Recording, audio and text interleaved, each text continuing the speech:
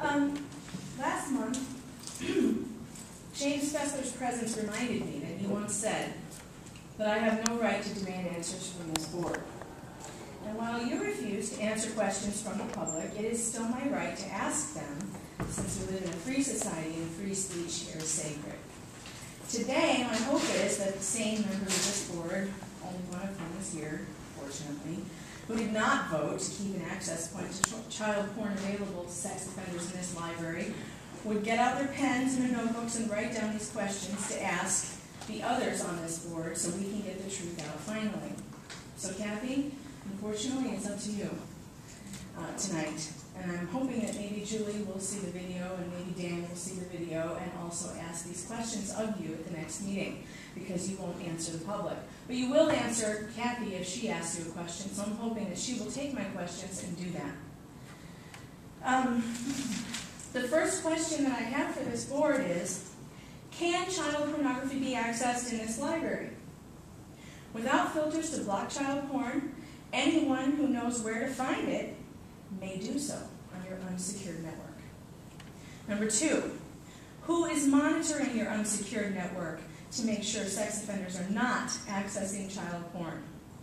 Without filters, your librarians are the only line of defense against child pornographers who would come here to use your unsecured network.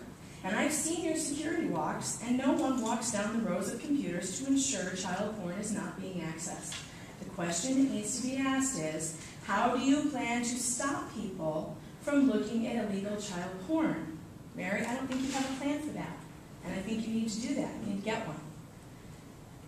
Number 4, has Mary Weimer or anyone at the Orland Park Library aggressively involved the police to keep sex offenders away from children in this library in the same manner that she and some of you have aggressively used the police to go after me, a mom who discovered these things happening here? Have you sat down with the police to ask them to aggressively fight sex offenders in this library the way you, James Fessler, have used the police to come after me? Did anyone here strategize with Police Chief McCarthy to stop this illegal activity? And the illegal activity I'm talking about is the open masturbation in your library that has occurred here and the viewing of child pornography. Have you sat down with Chief McCarthy to stop this illegal activity the way you strategized with him before the board meeting last time to come after me? I have been told that the police are very interested in keeping sex offenders away from children in this library. Are you helping them do that? Who's helping them do that? They don't think you're helping them do that. They think that Mary Weimer is obstructing them from doing that. You need to ask her if that's what she's doing.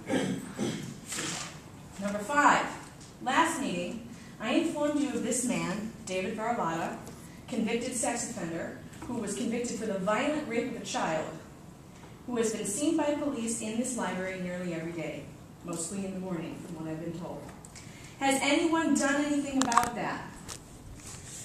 Have any of you contacted the police about this sex offender, David Garlotta, and how you can protect the children in this library from him? He is a predator. Have you alerted the parents of the minors who dropped their children off to study here, a mere 39 steps away from where David Garlotta sits at your computer lab? Do the parents of those children who use the teen section in the same bathroom that the guys in the computer lab, are they aware that a child rapist is lurking nearby? Do not think at this point that if something terrible happens to a child in this library that you will be blameless.